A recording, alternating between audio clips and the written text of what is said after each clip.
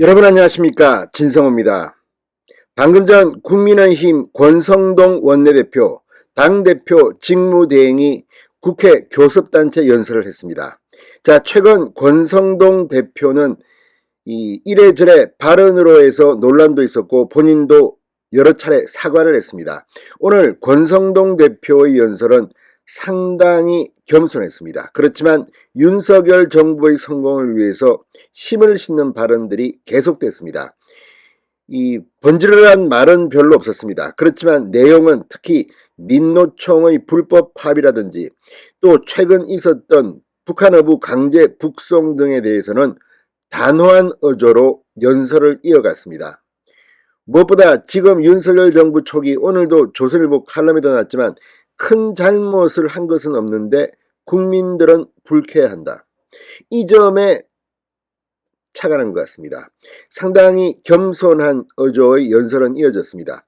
그리고 지금 대한민국을 고쳐야 할 여러 가지 연설을 했습니다. 어제 민주당의 박홍건 원내대표 박근혜 전 대통령의 탄핵 운운하면서 윤석열 대통령에게 거의 겁박 수준의 연설을 했습니다. 그렇지만 오늘 권성동 대표는 집권 여당의 대표 직무대행답게 민주당을 크게 자극하지는 않았지만 전직 대통령 3명을 소환하면서 특히 북한 문제에 대해서 방점을 찍었습니다. 북한이 중요한 게 아니라 인권이 중요하다.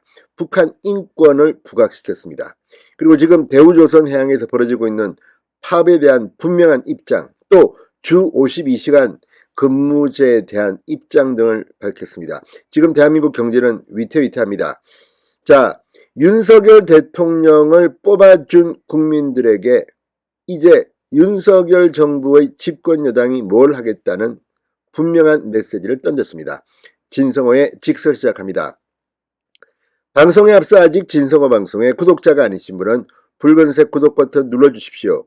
더 좋은 방송으로 보답하겠습니다. 자, 권성동 국민의힘 당대표 직무대행 겸 원내대표가 방금 전 국회 교섭단체 대표 연설에서 무한 책임을 통감한다. 초심의 자세로 국민을 섬기겠다고 했습니다.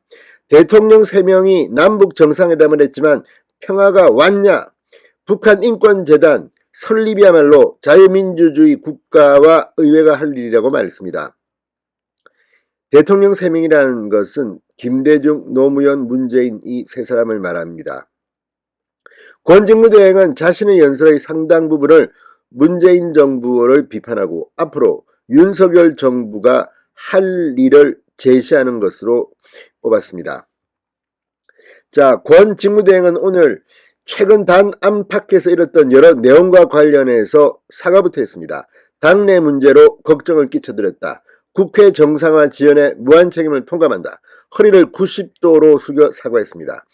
사실 지금 이렇게 일도 안 하고 놀고 먹는 국회가 있습니까? 물론 이건 민주당의 그 목리 때문이긴 하지만 정치력으로 이를 제압하지 못한 집권 여당의 원내대표로서 권성동 대표는 사과를 한 것으로 보입니다.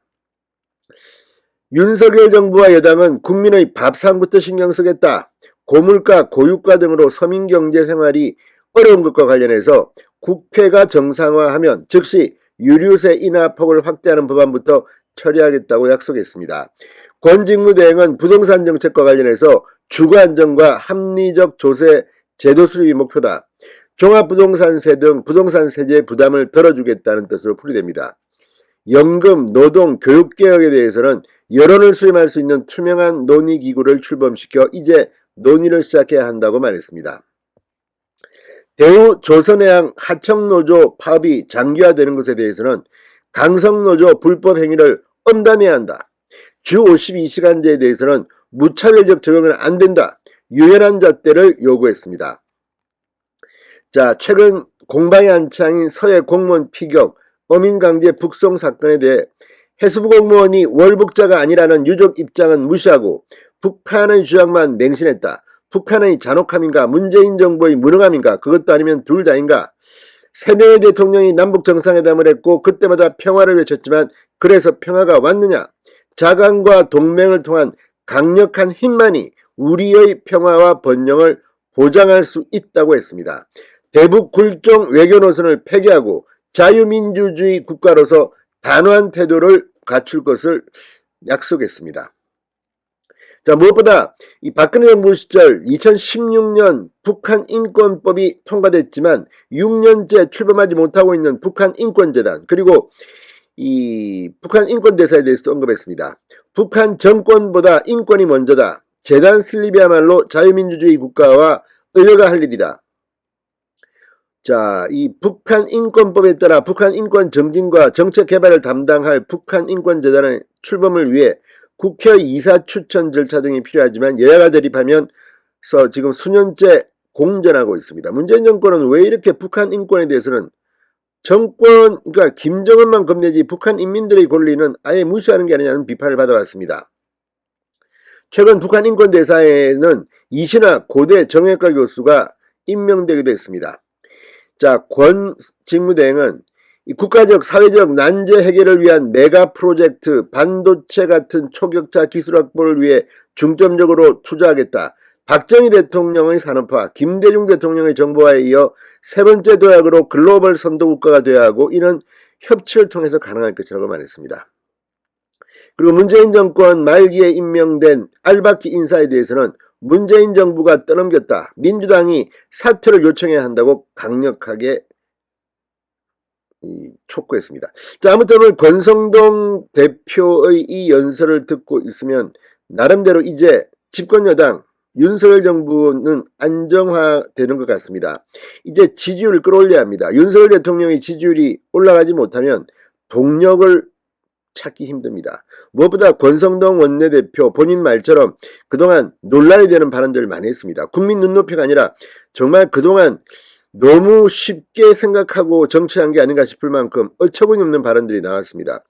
뭐 7급 아니라 9급밖에 안 됐다 하면 돈이 뭐 10만 원이 어떻고, 아무튼 이런 발언들은 국민들 염장 지르는 겁니다. 아무튼 지금 집권여당 국민의힘 의원들이나 장관들은 이런 발언을 할 때 소통하는 법에 대한 태도에 대한 것부터 고쳐야 합니다. 그래야 윤 대통령의 지지율이 올라갑니다. 자, 어쨌든 이제 지나간 일은 지나간 일이고 지금부터가 중요합니다. 오늘 권성동 대표의 연설은 할 말을 다 깔끔하게 담아냈습니다.